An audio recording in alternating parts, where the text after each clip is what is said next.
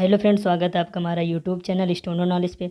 दोस्तों, आज की इस वीडियो में हम बात करेंगे मानसिक अभिरुचि के अंतर्गत विधि के शासन रूल ऑफ लॉ के बारे में, जो कि आगामी यूपीएसआई, एएसआई, एसएससी, जीडी और सभी पुलिस के एग्ज़ाम में बेहद महत्वपूर्ण है।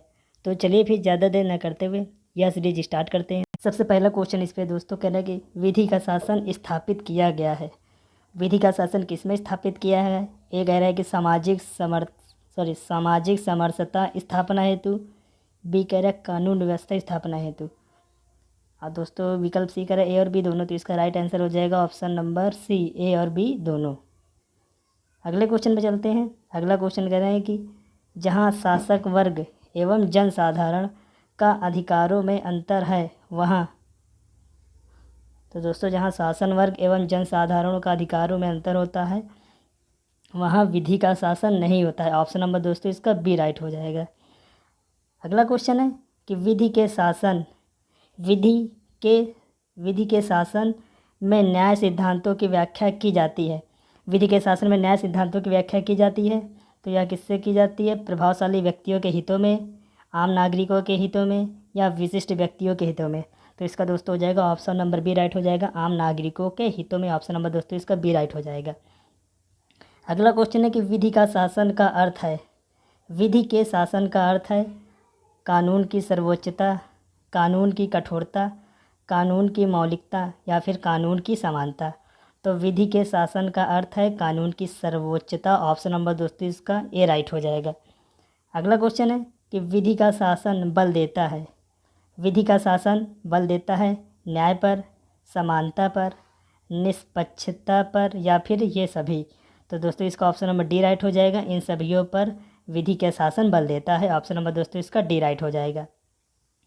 अगला क्वेश्चन है कि विधि का शासन संचालित होता है। विधि का शासन संचालित होता है किस पे होता है? विधि द्वारा, विशेषाधिकार द्वारा, व्यक्तियों द्वारा या फिर ऑप्शन नंबर डी ये सभी। तो विधि का शासन किस पर संचालित होता है? विधि द्वारा। ऑप्शन नंबर दोस्तों इसका ए राइट हो जाएगा। अगला क्वेश्चन है कि भारतीय संविधान में अस्पृश्यता का पूर्ण रूप से निषेध हुआ है। किस पे निषेध हुआ है? आप अनुच्छेद 16 में, अनुच्छेद 16 पे, अनुच्छेद 15 पे, अनुच्छेद 17 पे या फिर अनुच्छेद 14 पे। तो ऑप्शन नंबर दोस्तों इसका सी राइट हो जाएगा, अनुच्छेद 17 पे भारतीय संविधान में अस्पृश्यता का पूर्ण रूप से निषेध हुआ है। ऑप्शन नंबर दोस्तों इसका सी राइट हो जाएगा, अनुच्छेद 17।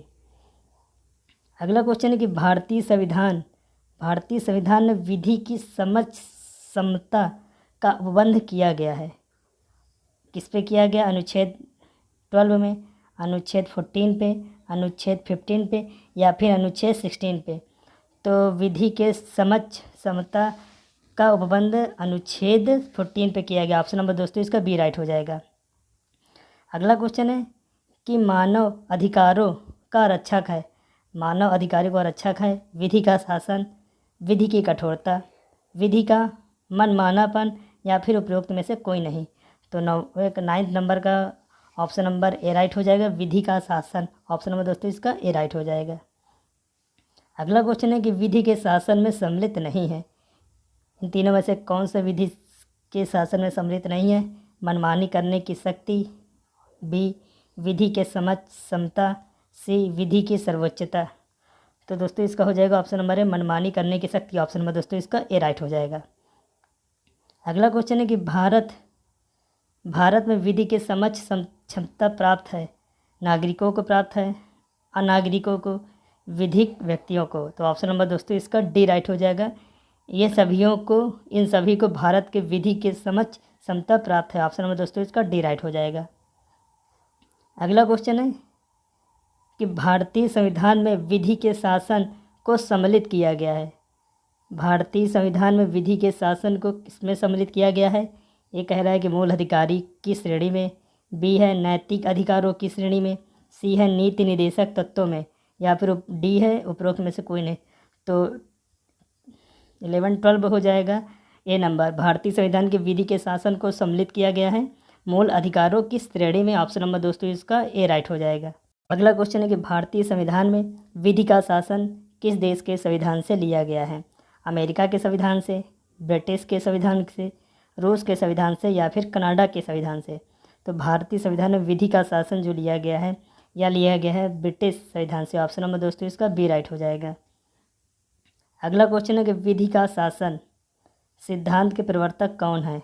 विधि के शासन के सिद्धांत के प्रवर्तक कौन है, तो इसके प्रवर्तक हैं प्रोफेसर डायसी। ऑप्शन नंबर दोस्तों इसका ए राइट हो जाएगा। अगला क्वेश्चन है कि किस देश में विधि का शासन संवैधानिक व्यवस्था की आधारशिला है। किस देश में विधि के शासन संवैधानिक व्यवस्था की आधारशिला है, तो यह है ब्रिटेन के संवैधानिक व्यवस्था से। ऑप्शन नंबर दोस्तों इसका बी राइट हो जाएगा। अगला क्वेश्चन है कि किस प्रकार के समाज में विधि के शासन की आवश्यकता महसूस होती है। क्षमतावादी, साम्यवादी, पूंजीवादी या भी विभेदकारी। क्वेश्चन कहना है कि किस प्रकार के समाज में विधि के शासन की आवश्यकता महसूस होती है। ए है समतावादी, बी है साम्यवादी, सी है पूंजीवादी या फिर डी है विभेदकारी। तो इस 16 का हो जाएगा ए समतावादी। ऑप्शन में दोस्तों इसका ए राइट हो जाएगा। अगला क्वेश्चन है कि भारतीय संविधान का वह कौन सा अनुच्छेद है जो सभी नागरिकों को जीविका एवं सरकारी नियुक्तियों में समान अवसर उपलब्ध कराने का अधिकार देता है। तो किस पे देता है, अनुच्छेद 16 में। ऑप्शन नंबर दोस्तों इसका बी राइट हो जाएगा। अगला क्वेश्चन है कि भारतीय संविधान द्वारा विधि के शासन के अंतर्गत निम्नलिखित में से किससे संबंधित स्वतंत्रता की सकारात्मक परिकल्पना की गई है। तो यह की गई है विचार एवं अभिव्यक्ति से, विश्वास, धर्म एवं उपासना। तो दोस्तों ऑप्शन नंबर डी का क्वेश्चन नंबर डी का हो जाएगा ऑप्शन नंबर डी, उपरोक्त सभी। भारतीय संविधान द्वारा विधि के शासन के अंतर्गत इनमें से किससे संबंधित स्वतंत्रता की सकारात्मक परिकल्पना की गई है। विचार एवं अभिव्यक्ति से भी की गई है, विश्वास से भी की गई है, सी नंबर धर्म एवं उपासना से भी की गई है। तो इसका ऑप्शन नंबर डी राइट हो जाएगा, उपरोक्त सभी। अगला क्वेश्चन है कि भारतीय संविधान ने विधि को जनता को प्राप्त किस अधिकार का संरक्षण घोषित किया है। भारतीय संविधान ने विधि को जनता को प्राप्त किस अधिकार का संरक्षण घोषित किया है। ए कह रहा है मूल अधिकारों, बी कह रहा है संपत्ति का अधिकारों, सी है व्यक्तिगत अधिकारों या फिर डी उपयुक्त में से कोई नहीं। तो क्वेश्चन नंबर 19 का राइट आंसर हो जाएगा दोस्तों मूलाधिकारियों का। ऑप्शन नंबर दोस्तों इसका ए राइट हो जाएगा। अगला क्वेश्चन है कि विधि का शासन संविधान की आधारभूत ढांचा है। उच्चतम न्यायालय ने यह घोषित किया है। विधि का शासन संविधान की आधारभूत ढांचा है, उच्चतम न्यायालय ने यह घोषित किया है। तो यह केशवानंद भारतीवाद में। ऑप्शन नंबर दोस्तों इसका डी राइट हो जाए ए राइट हो जाएगा। केशवानंद भारतीवाद में ऑप्शन नंबर ए राइट हो जाएगा। अगला क्वेश्चन है कि विधि का शासन सिद्धांत किससे संबंधित है। विधि का शासन सिद्धांत किससे संबंधित है। आपराधिक विधि से, प्रशासनिक से, सिविल से या फिर संविदा से। तो विधि का शासन जो सिद्धांत है यह संबंधित है प्रशासनिक विधि से। ऑप्शन नंबर दोस्तों इसका बी राइट हो जाएगा। अगला क्वेश्चन है कि विधि के शासन की प्रमुख विशेषता निम्न में से कौन सी है। विधि के शासन की प्रमुख विशेषता इनमें से कौन सी है। ए कह रहा है विधि की सर्वोच्चता, बी कह रहा है सभी नागरिकों के लिए एक ही प्रकार की विधि और न्यायालय, सी कह रहा है विधि शासन व्यक्तियों के अधिकारों की रक्षा और डी कह रहा है उपयुक्त सभी। तो विधि के शासन के प्रमुख विशेषता क्या है, ये सभी। ऑप्शन नंबर दोस्तों इसका डी राइट हो जाएगा। अगला क्वेश्चन है कि विधि का शासन संचालित होता है। विधि का शासन किस पर संचालित होता है। तो विधि का शासन जो संचालित होता है वह है संसद द्वारा भी, न्यायालय द्वारा और पुलिस द्वारा। तो ऑप्शन नंबर दोस्तों इसका डी राइट हो जाएगा, उपयुक्त सभी द्वारा। और दोस्तों आज की वीडियो का सबसे लास्ट क्वेश्चन है। क्वेश्चन कह रहा है कि विधि का शासन किस प्रकार का कानून माना गया है। विधि का शासन किस प्रकार का कानून माना गया है। सामान्य कानून, सर्वोच्च कानून, असामान्य कानून या फिर विरोधाभासी कानून। तो विधि का शासन यह जो कानून है यह एक प्रकार का सर्वोच्च कानून माना गया है। ऑप्शन नंबर दोस्तों इसका बी राइट हो जाएगा। दोस्तों अगर आपको हमारी वीडियो अच्छी लगी है तो लाइक करिए और वीडियो को शेयर करिए ताकि लोग ज़्यादा से ज़्यादा हमारी वीडियो देख सकें, और चैनल को सब्सक्राइब करना बिल्कुल भी मत भूलिएगा। So thank you very much दोस्तों।